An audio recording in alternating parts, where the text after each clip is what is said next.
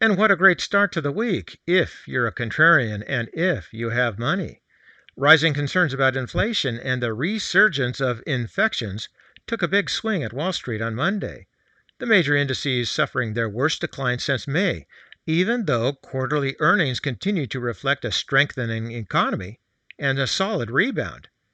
The fear drove the Nasdaq and the S&P 500 to their biggest drop in nearly 2 months and sent treasury yields to their largest decline in over 3 months as investors panicked.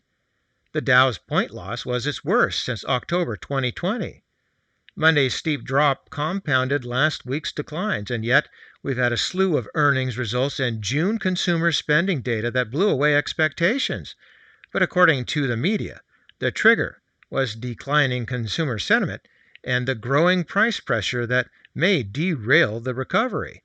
But if you remember, we talked about the probability of a decline last week. So, let's take another look.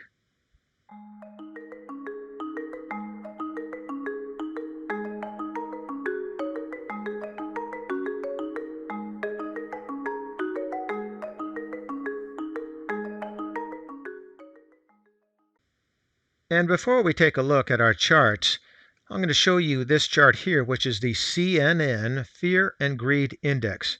We've looked at it before. We haven't talked about it for a while, though, but I think this is a pretty good time to take another look. And as you can see in the upper portion, the current reading is 16, and that's definitely in the fear territory. The extreme fear is 0. Extreme greed is 100. And if you can see in the upper right, the previous close last Friday was 23, and last week was 38. So a pretty good drop here on Monday. Now, if you go into the lower portion of the chart, you can see that reading of 16, and if you move to the left using that red dotted line, that points to the pandemic from last March 2020.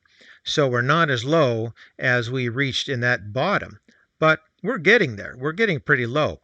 We might actually be close to what happened in late 2018. That extreme fear did extend for a longer period of time. But which was worse, 2018 or 2020? 2020, of course.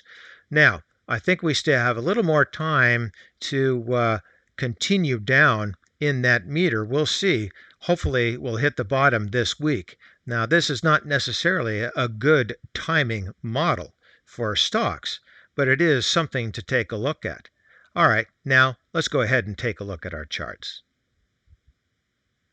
Now, last week, when we talked about the potential downtrend, we were taking a look at the triple Q here. So we'll do that once again, and this is the 6-month daily chart on the triple Q. And we looked at this simply because this has some pretty nice cycles in its evolution, up and down, and we had an extended move upward.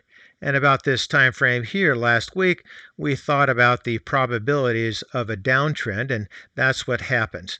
Now, it's happening a little quicker than we thought, but it was the probability nonetheless. I would imagine that this downtrend is going to take us to the 50 EMA, perhaps a little bit lower, as it did here, and I think it also did that here. So let's move down, take a look at some of the other oscillators here. Volume definitely peaked up as it did here in this time frame, and of course in this time frame as well.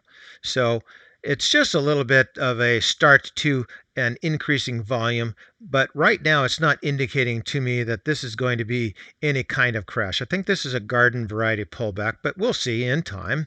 And I think we're going to come on down here with the fast line. You see that moving through the slow line right here. We're still well above 0, so there still is some strength, but I would imagine that we would come perhaps to that 0 line, maybe even below. But right now, I kind of see an upward trend line, not the straightest trend line. So look for something coming on down here, maybe below that, something around that level there.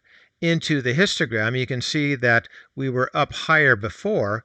We came down to this level here, so we're not as high here. We are extended, but that's what is telling me that we're probably at least going to come down maybe to that -2, something like that.